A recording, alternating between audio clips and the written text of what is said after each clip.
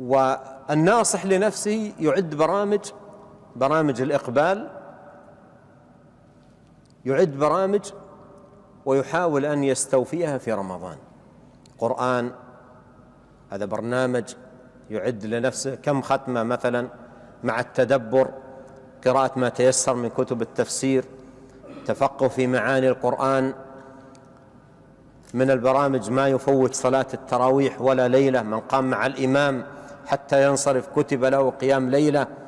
إذا قالت نفسه عندي مصالح، عندي أعمال دنيوية، قل أمور الدنيا ما تنتهي وملحوقة، لكن هذه صلاة مع الإمام حتى ينصرف وتكتب بقيام ليلة، هذه تفوت، فلا يفوتها. يضع برنامج ثابت، الصلاة والقيام مع الإمام حتى ينصرف.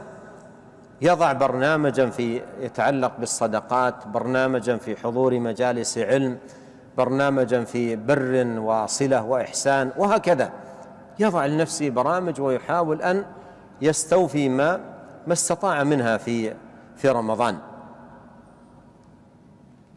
والجانب الآخر من العمل أقصر، هذا عنوانه، وهذا في مجاهدة للنفس ومعالجة لها. كلما تحركت النفس وتهيج فيها عمل من الأعمال المنكرة أو المحرمة يزمها بهذا الزمام، أقصر. هذا زمام شرعي عظيم جدا، يزمها به مباشرة، يذكرها بنداء الملك: يا باغي الشر أقصر، أنت في موسم الخيرات، موسم البركات، موسم الطاعات، أقصر. أي امنع نفسك، امنع نفسك. فيمنع نفسه ولا يزال في منع لنفسه عن الشر، وفي إقبال بنفسه على الخير وطاعة الله سبحانه وتعالى.